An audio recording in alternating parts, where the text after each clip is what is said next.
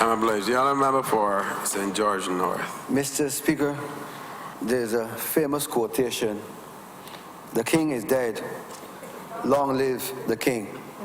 And that quotation for years was repeated after the death of a monarch.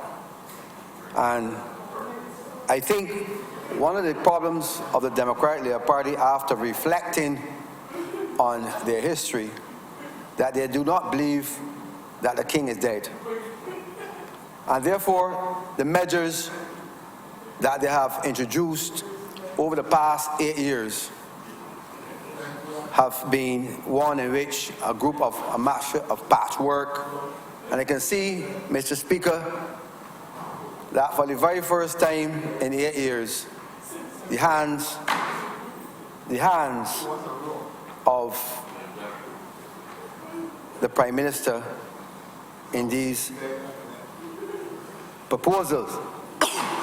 And therefore, I believe 8 years after the death of a Prime Minister, the Democratic Labour Party has now come to the realization that the Prime Minister is dead, but long live the Prime Minister. And these measures are indeed important because it means, and it's a bit bewildering to the front bench, because they do not understand the king is dead. They don't understand it. Mr. Speaker, for the very first time, according to the member for St. Michael Southeast, this represents Northeast, sorry, a patchwork of a group of policies from as far back as Tom Adams. You have implemented some of the BLP's proposal in 2007, and you have now come to the realization that the member for St. Philip West, that his policies will work. And therefore, the measures of taxation,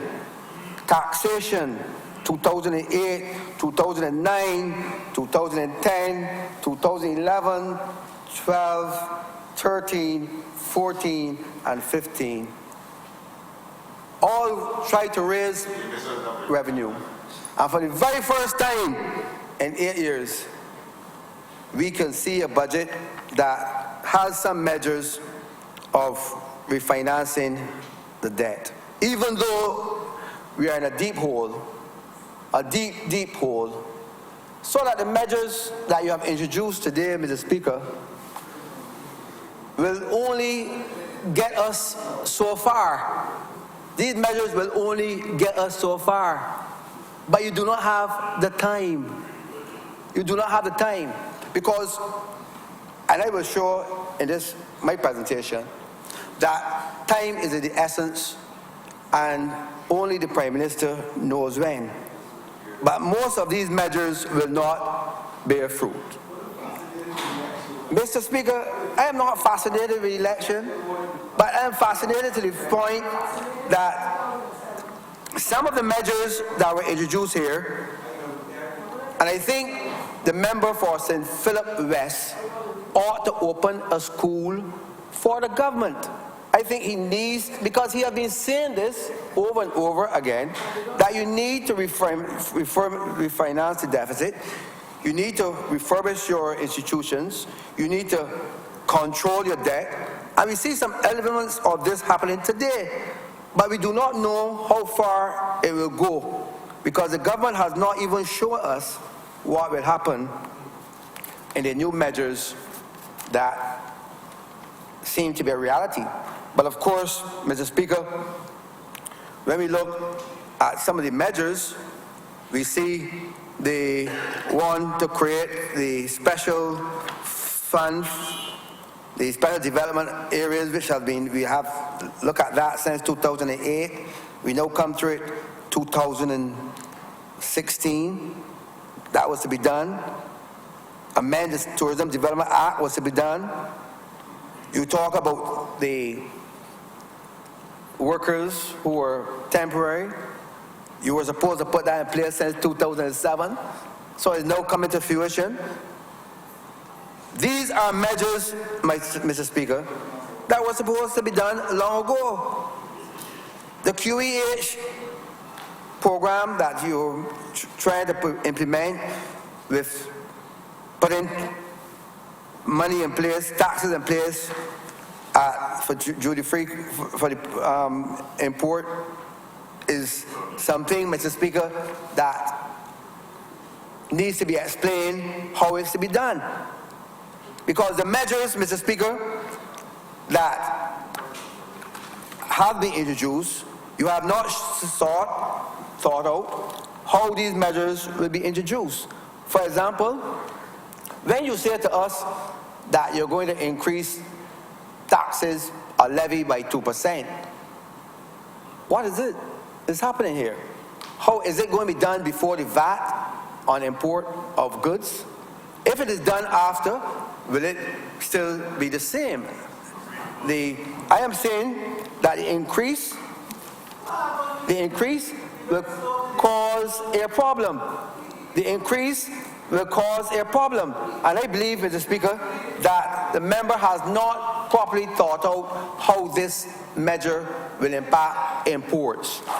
He has to show if the 2% will be before the VAT or after the VAT.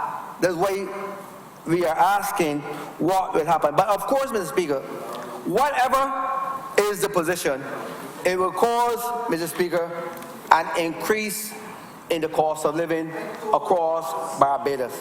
It will cause an increase. Mr. Speaker, we have problems here when we look at the level of unemployment. The minister has not shown what will happen if there will be an increase in unemployment, because I noticed that he has not tackled the question of unemployment versus employment. So we need to look at that very carefully. Minister, Mr. Speaker, must tell us what will happen over the course of the next 2 years. What will happen, Mr. Speaker, to the level of employment in this country? We have seen, Mr. Speaker, over the past years that the employment figures in this country have moved from 7% to 11%. 11%. What will cause this country to have employment creation? This budget, Mr. Speaker, have not sought to increase employment generation in this country. It will cause severe hardship. When you look, Mr. Speaker, at the various measures, the duty-free zones, which may be very popular to many of the business sector, but will it help in terms of putting US dollars in place vis-a-vis Barbadian dollars? I believe, Mr. Speaker, that we need to look at that very carefully, especially in light of the fact that a currency which is not Barbadian, we cannot have any control over. So we have to look at that duty-free concession that is being implemented by the thing. Mr. Speaker, there's one area that I believe that the government has spent some time on, and I believe that the opposition leader has spoken that the increase in bank asset tax from 0.2% to 0.35% is one that needs to be looked at very carefully.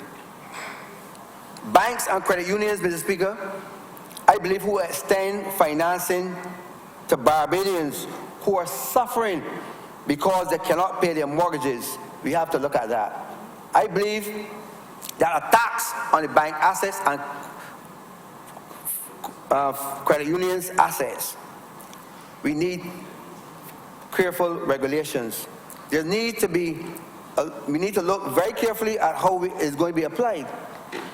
When banks give credit in terms of mortgages, when they give loans, either to householders or businesses, then we need to help that bank that is helping.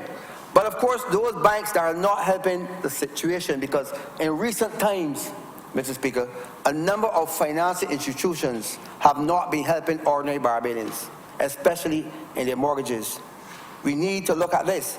And therefore, those financial institutions that are willing to help Barbadians get over this difficult period, I believe that some rebates should be given to those institutions.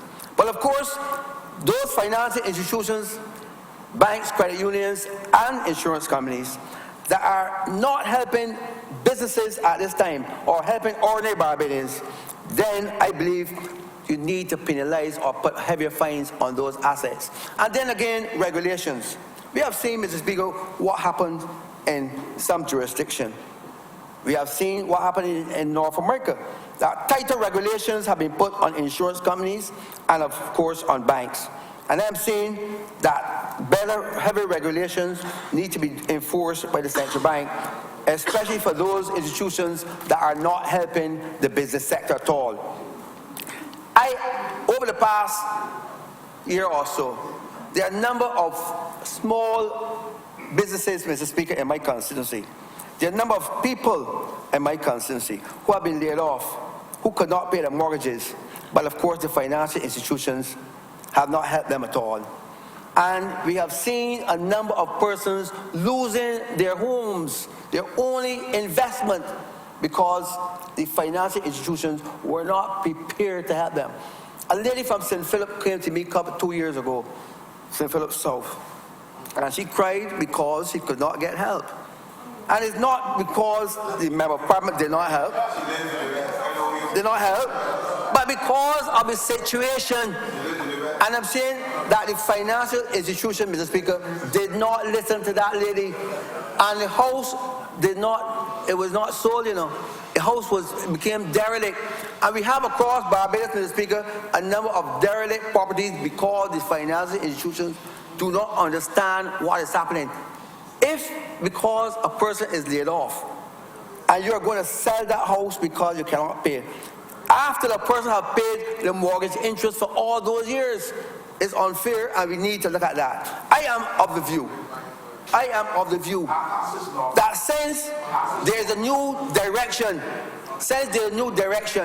and since the hands of a new leader has emerged, I am saying that the government needs to look at the catastrophe fund to put in place for those persons who are losing their homes. The catastrophe fund, by nature, was designed to help people. And if you have a situation where a person is laid off, because of government has to govern. You have to govern. And therefore, if a person is laid off, nobody in the house is working, Mr. Speaker. No one in the house working. Why can't you use the catastrophe fund to ensure that that person does not lose his only investment? Catastrophe fund. I am saying to you that, Mr. Speaker, that you cannot turn to the NSC. The member for St. Louis who just sat down, talk about the habitat program, habitat meetings. He went all over the world, talk about habitat and housing program. I am of the view, you said the fund has about $35 million.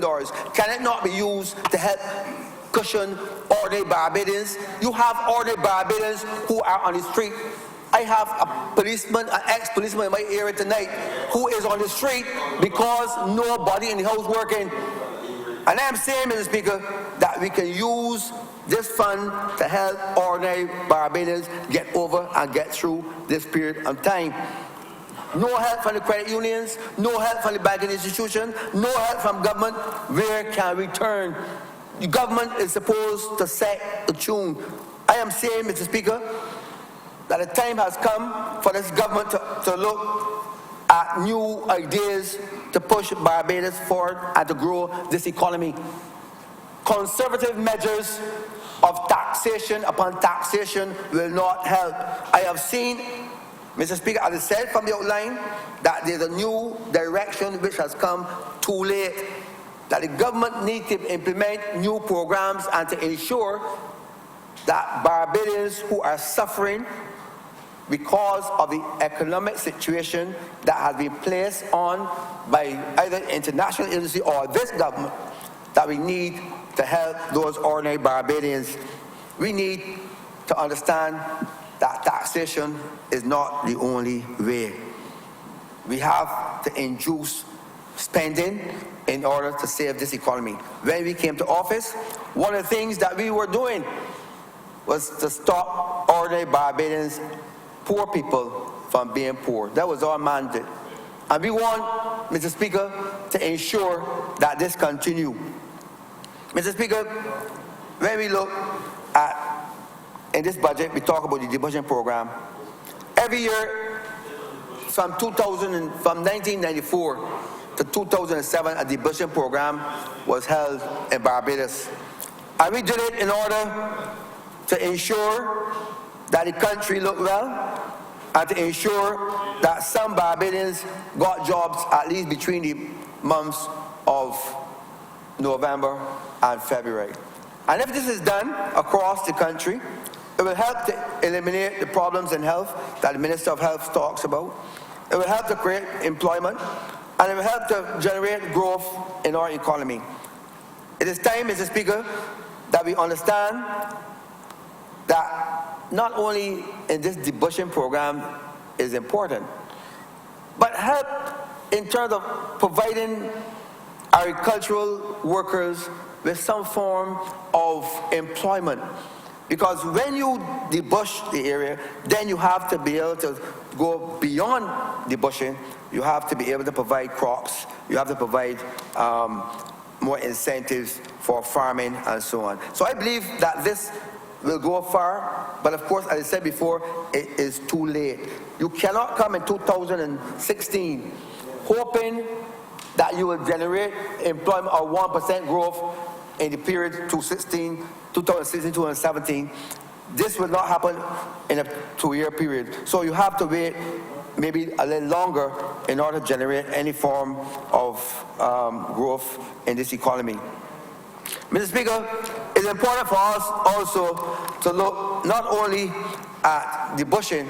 You talk about the various incentives under the Income Tax Act. Now, since 2007, we have seen that the government have used the Income Tax Act not to help ordinary Barbadians. For example, you cannot claim today repairs on your homes.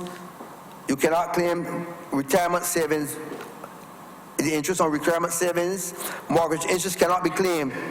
These are things that used to happen in the past. I believe it helped also to provide some form of growth in our economy. And therefore, the government needs to look carefully at what they're doing in terms of not helping ordinary Barbadians in terms of their rebates when they're sending their claims. Today, you have people who can only claim for 2 children. That is something that the government needs to look at. You can only claim for 2 children. I think the government needs to look at that very, very carefully in the future. This, to my mind, is a backwards step.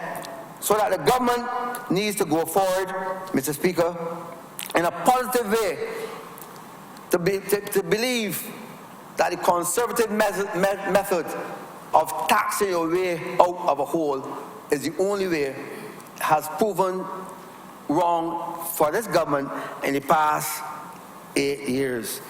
Therefore, Mr. Speaker, I am of the view that if the government use different methods in order to grow this economy, to increase savings, because we have seen a situation where there's a negative saving in today's society. People are not saving. People cannot afford to save anymore. This is unfortunate. A country that has, over the past 50 years, and of course, as government go forward in this 50th year, you talk about what happened what happened from 1966 today. People are not saving. People cannot afford to save. What is the cause of this? What is the cause? It is because you have not increased salaries over the past 8 years. What is the cost? Is it the cost of living? I am of the view, when you allow people to produce more, when you allow people, Mr. Speaker, to do more for themselves, when you allow people to spend more of their earnings on themselves, on their families, and in society, this will also help the country. Mr. Speaker, I also feel that the time has come for government to ensure that the industrial climate in Barbados is right. 50 years ago, we had a strong manufacturing climate. Today, what has happened to manufacturing? I am seeing that we have to be able to push our rum production. We have seen a situation where most of our rum producers must import most of their byproduct, their inputs. It is unfortunate that we do not produce as much molasses as we did before. We have to go back to a position where we produce more, where we improve our sugar plant. There has been an attempt to refurbish our sugar factory at Andrews, and that is a good step. But where are we on it tonight? Where are we on this? We need to see a situation where not only is our sugar factory need to be refurbished and modernized, but there's a need, Mr. Speaker, to enhance our sugar production by using different brands, different techniques in terms of producing sugar. Look at what has happened in Mauritius. Even Cuba has undergone a severe technology transformation. So we have to do that in terms of pushing our country forward. Mr. Speaker, another area that has caused us some form of concern is the fact that we are not producing enough, not only talented people in our country and pushing them forward, but I believe the time has come for us to not only recognize those persons who have done well, but of course, in order to push forward in our 50th year, those persons who have done well across the sectors, whether it is sports, it is agriculture, it is tourism, and so on. The government planned a couple of years ago to implement a new pre-deal larceny bill. Where are we on that?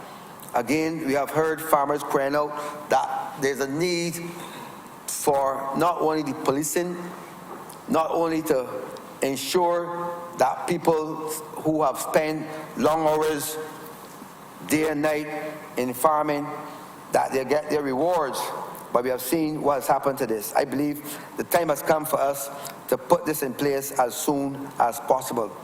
Another area that people have complained to us, and only recently the people, especially in the St. Philip area, have been asking us to lift the ban on the SHIAGs. Again, I guess the members for St. Philip will be able to tell us what is happening, because I understand that there are still some people are getting the SHIAG, and even though I don't understand how you can put a man in prison for diving SHIAGs. It's a serious thing. So we have to look at that old way. And that's why, Mr. Speaker, I have said before, the king is dead, long live the king. You need to stop that nonsensical thing of putting a man in prison who has a few SHIAGs.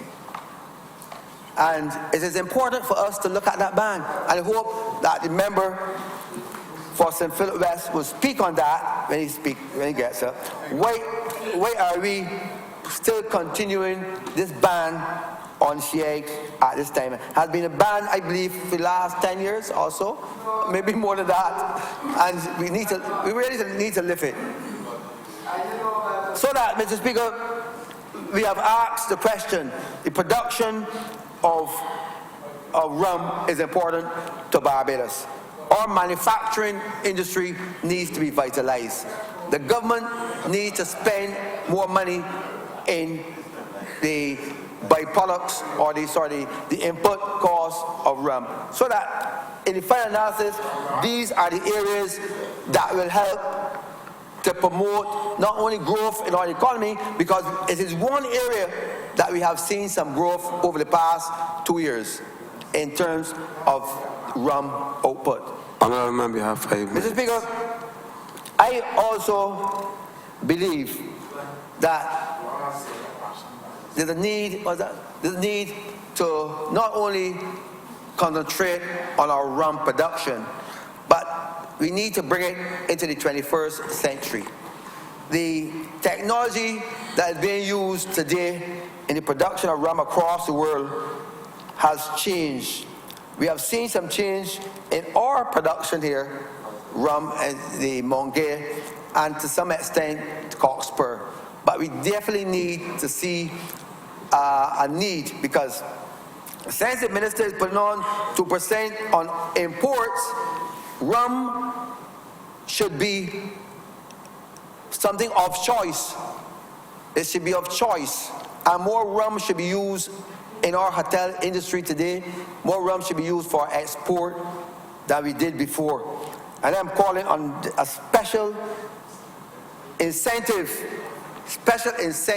for the production of rum and the exportation of rum across the world. We need to see that. This will indeed help Barbados, not only to see our economy grow, but to see this country, and rum, as the member for St. Michael Northeast mentioned, it has been one of the areas dating back for years that have shown some form of growth. We can ensure that this happens at this time. Finally, Mr. Speaker, I think that this budget can go far if a number of measures are outlined and a number of refinement be done. When we talk about the special development areas, that need to be defined. And even though it has been mentioned here, there's no clarity of what development will take place or ought to take place in these various areas. We need to see that. I think the cutting in certain ministries is a backward step. I don't believe that any ministries can afford to take any cut at this time. I don't believe, Mr. Speaker, any ministry can take any cut. In fact, most of the ministries will tell you they need more money in order to get their program forward. In terms of the QEH, there's a need to put more money in the QEH, and I do support the idea of putting most of the money into QEH. But of course, Mr. Speaker, we need to see this dedicated fund for health. If it is to go to the QEH and to health services, polyclinics, various health services, we need to see it done, because there's definitely a need at this time to shore up all health services and to help Barbadians get through the period that they're under. I cannot but tell you the problems that I'm hearing from my constituents and from visiting the hospital, that they need to do more. People mean well, they have been creating and doing a good service there, but of course we need to give them more resources in order to do better. Ordinary Barbadians have suffered over the past 8 years. We want to see them at this time doing better. Mr. Speaker, it is important for us to ensure that ordinary Barbadians not only eat better, do better in terms of providing for themselves and their families, but of course we want to see more businesses generating employment in this country. I believe, Mr. Speaker, that we all owe it at this time to ensure that ordinary Barbadians get through this period with some degree of satisfaction, with some degree of humanity. And therefore, I call on the government to put in place programs based on what is happening here and what can be done within this budget to help the ordinary Barbadians get through this period. Mr. Speaker, I'm obliged to you.